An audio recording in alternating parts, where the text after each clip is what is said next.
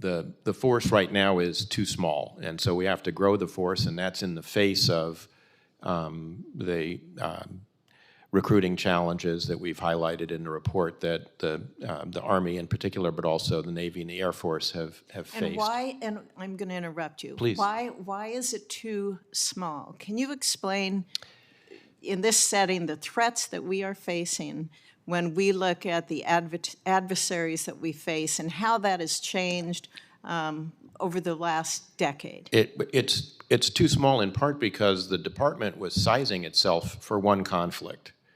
But if you have to be present in 3 theaters, as we are now, we've got conflicts in 2 theaters now.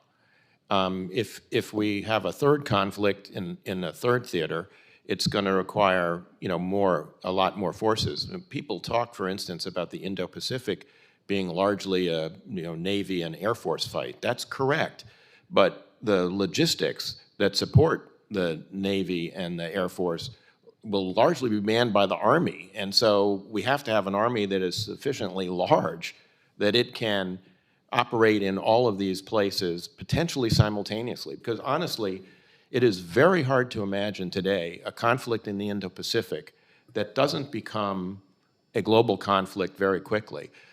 Someone asked earlier in the hearing about cooperation between Russia and China. The last time I testified before this committee was 2 years ago about the so-called 3-body problem, Russia, China being both nuclear peers of the United States. And one of the criticisms that was leveled at my colleague Frank Miller and me was that, well, there's no evidence that Russia and China are collaborating in the nuclear area. Well, we just saw them flying strategic bombers together, up near Alaska. So, I don't know what more evidence you want that they're beginning to collaborate in that strategic area.